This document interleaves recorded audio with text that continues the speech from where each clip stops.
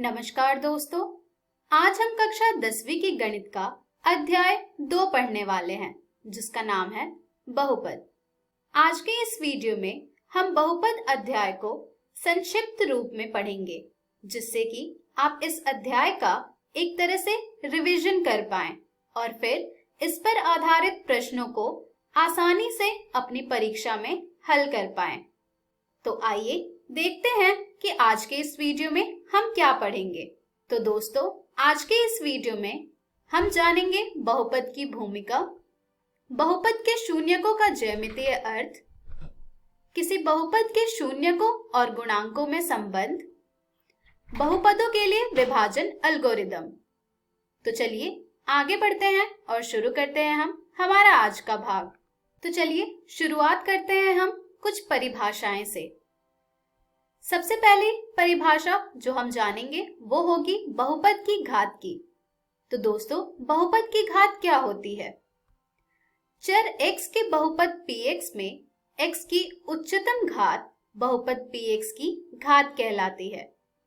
आइए उदाहरण से इसे अच्छी तरह से समझते हैं। यहाँ पर हमने एक बहुपद लिया है 3 गुने x की घात 2 योग x की घात 3 घटा 2 गुने x घटा 5 गुने x की घात 5। यहाँ पर हमारा जो पहला पद है उसकी घात है 2, हमारे दूसरे पद की घात है 3, हमारे तीसरे पद की घात यहाँ कुछ भी नहीं दी गई है, यानी कि इसकी घात है 1, और हमारे चौथे पद की घात है 5। अगर इन सभी घात को हम बढ़ते क्रम में लिखेंगे तो हमें जो सबसे बड़ी संख्या मिलेगी वही होगी हमारे बहुपद की घात, अर्थात यहाँ पर हमारे इस बहुपद की घात है 5। चलिए अब हम जानेंगे रैखिक बहुपद के बारे में। तो रैखिक बहुपद क्या होता है? घात 1 के बहुपद को रैखिक बहुपद कहते हैं। आइए कुछ उदाहरण देखते हैं रैखिक बहुपद के। 2 गुने x योग 1 घटा 4 गुने x योग 6 2 घटा 3x 2 बटे 3x घटा 1। ये सभी जो उदाहरण आपको स्क्रीन पर दिख रहे हैं ये सभी रैखिक बहुपद हैं, क्योंकि इन बहुपद की जो घात है वो है 1। चलिए अब हम जानते हैं द्विघात बहुपद के बारे में। तो दोस्तों, द्विघात बहुपद क्या होता है? घात 2 के बहुपद को द्विघात बहुपद कहते हैं। आइए इसके कुछ उदाहरण देखते हैं, जैसे कि x की घात 2 योग 2 गुने x योग 1 घटा 4x योग 6 घटा 2 गुने x की घात 2 3 गुने x की घात 2 घटा 2 घटा 3 गुने x। ये सभी जो आप उदाहरण देख रहे हैं इन सभी बहुपद में हमारी जो घात है वो 2 है, इसलिए ये सभी बहुपद द्विघात बहुपद हैं। चलिए अब हम देखते हैं px का x बराबर k पर मान। तो दोस्तों, px का x बराबर k पर मान से क्या अर्थ है? px का x बराबर k पर मान से अर्थ है कि यदि px x में कोई बहुपद है और k कोई वास्तविक संख्या है, तो px में x को k से प्रतिस्थापित करने पर प्राप्त वास्तविक संख्या px का x बराबर k पर मान कहलाती है और इसे pk से निरूपित करते हैं। यानी कि px एक बहुपद है और अगर हम px में हर जगह x की जगह पर k को प्रतिस्थापित कर दे तो हमें जो मान प्राप्त होगा उसको हम कहते हैं px का x बराबर k पर मान, जिसे हम निरूपित करते हैं pk से। चलिए अब हम जानेंगे बहुपद px का शून्यक।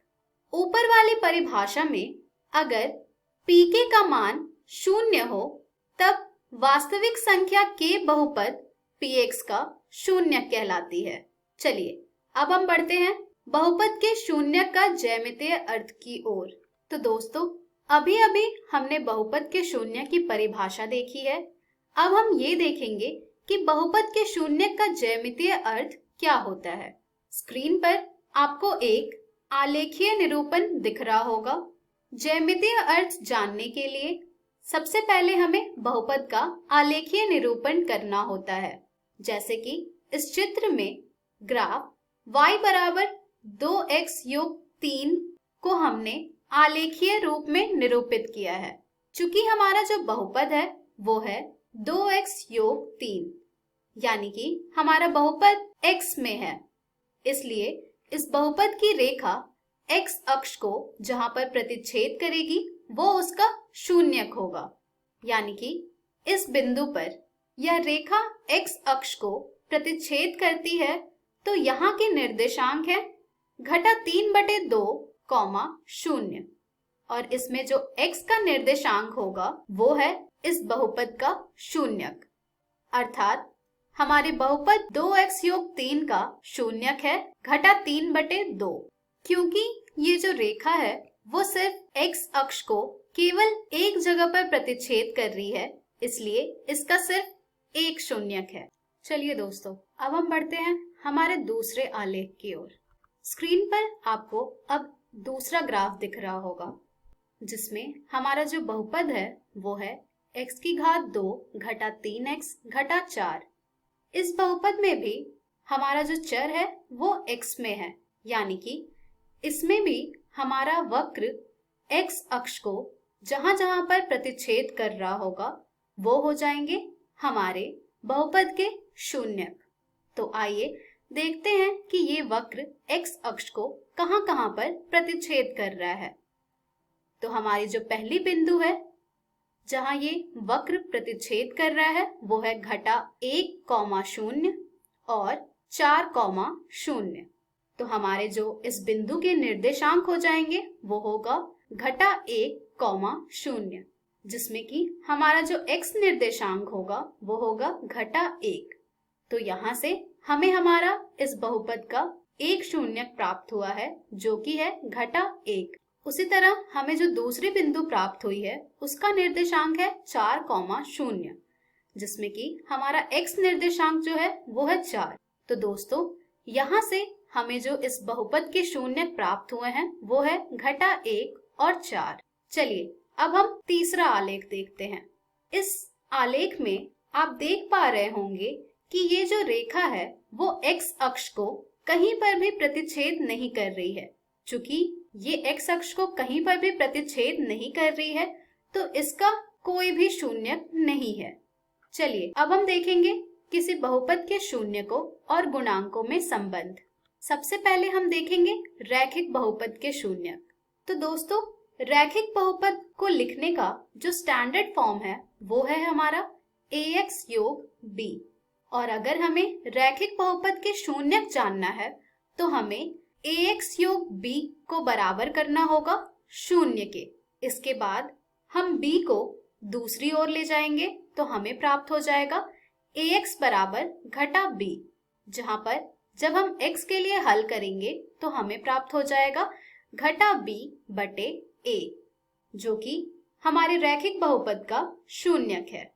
चलिए अब हम देखेंगे द्विघात बहुपद के शून्यक। तो दोस्तों, द्विघात बहुपद लिखने का जो स्टैंडर्ड फॉर्म है वो है a × x⁻2 योग bx योग c। चूंकि द्विघात बहुपद की घात 2 होती है तो उसके शून्यक 2 या 2 से कम हो सकते हैं। तो चलिए यहाँ पर हम मान लेते हैं कि इसके 2 शून्यक हैं, अल्फा और बीटा। अब हमें ये जानना है कि शून्यकों और गुणांक में संबंध क्या है। तो आइए देखते हैं कि शून्यकों और गुणांक में संबंध क्या है द्विघात बहुपद का। जब आप शून्यकों का योग करेंगे अर्थात अल्फा योग बीटा करेंगे तो आपको प्राप्त होगा -b/a, जहां b जो है वो x का गुणांक है तथा a x⁻2 का गुणांक है। इसी प्रकार से जब आप शून्यकों का गुणनफल करेंगे तो आपको प्राप्त होगा c/a, जहां c हमारी अचर संख्या है और a x⁻2 का गुणांक है। तो हमें जो शून्यकों और गुणांकों के बीच संबंध प्राप्त हुआ है द्विघात बहुपद का वो है शून्यकों का योग बराबर -b/a और शून्यकों का गुणनफल बराबर c/a। चलिए अब हम ये देखेंगे कि अगर हमें द्विघात बहुपद के शून्यक दिए हुए हों या फिर शून्यक का योग या गुणनखंड दिया हुआ हो तो हम द्विघात बहुपद कैसे प्राप्त करेंगे?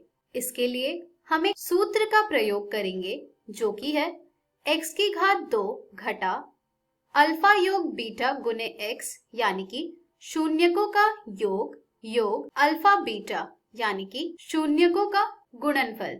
तो दोस्तों, अगर आपको दोनों शून्यक का मान पता हो यानी कि अल्फा और बीटा का मान पता होगा तो आप इस सूत्र का प्रयोग करके द्विघात बहुपद प्राप्त कर सकते हैं।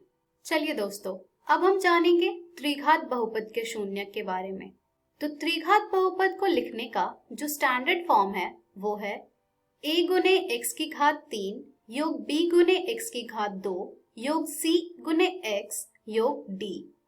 यहाँ पर आपको एक बात का ध्यान रखना होगा कि हमारा जो a होगा वो 0 के बराबर नहीं होना चाहिए।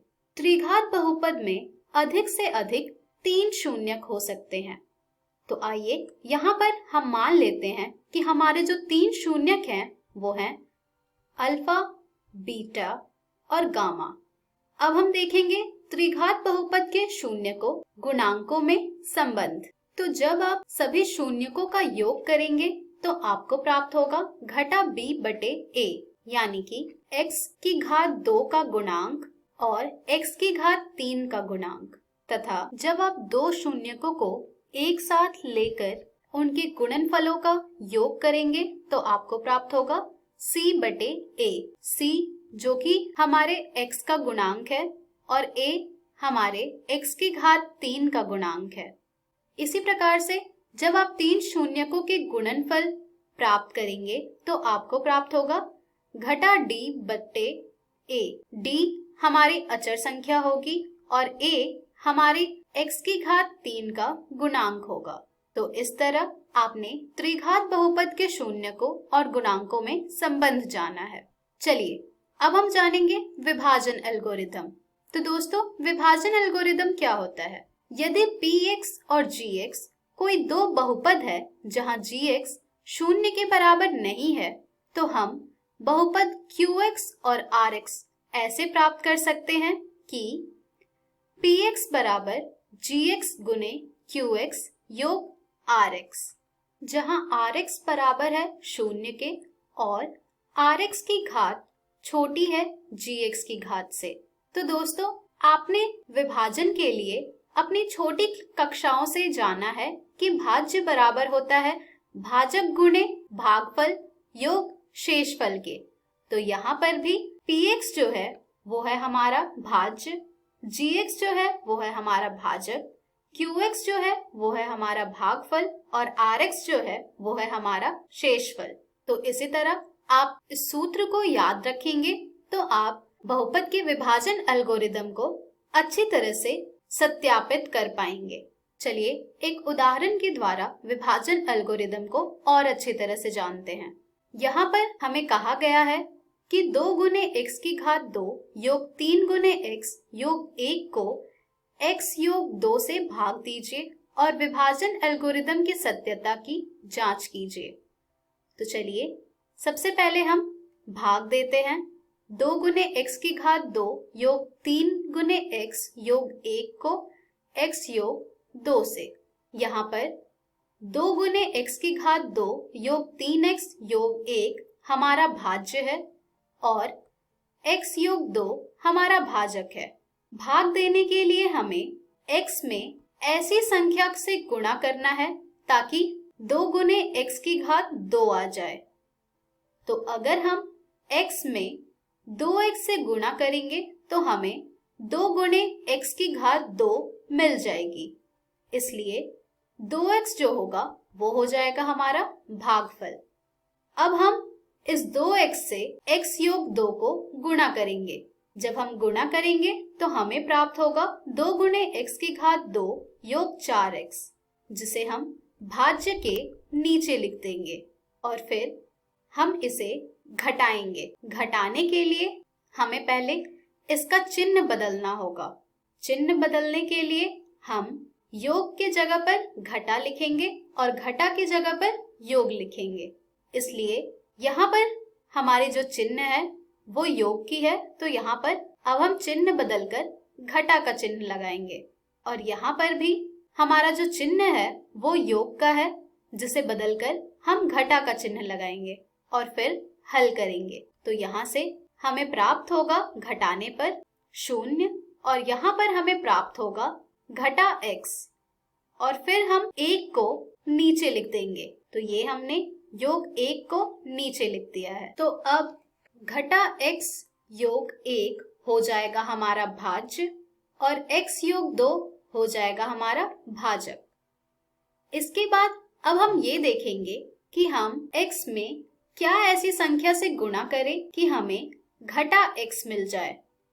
तो घटा x प्राप्त करने के लिए हम x में गुणा करेंगे घटा 1 से, जिससे कि हमें प्राप्त होगा घटा x और फिर हम घटा 1 से गुणा करेंगे x योग 2 को, जिससे कि हमें प्राप्त होगा घटा x घटा 2। इसके बाद हम फिर इसे घटाएंगे। घटाने से पहले हमें इनका चिन्ह बदलना होगा। तो यहाँ पर जो चिन्ह है वो माइनस का है, अर्थात घटा का है, तो यहाँ पर हम योग का चिन्ह लगाएंगे और यहाँ पर भी जो हमारा चिन्ह है वो घटा का है, तो यहाँ पर भी अब हम योग का चिन्ह लगाएंगे और फिर दोनों को घटाएंगे।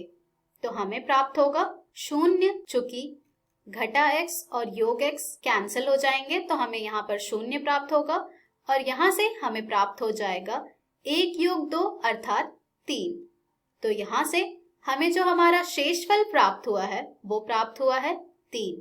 तो दोस्तों, इस प्रकार से हमने 2 गुने x की घात 2 योग 3x योग 1 को x योग 2 से भाग दिया है और अब हम विभाजन एल्गोरिदम की सत्यता जांच करेंगे।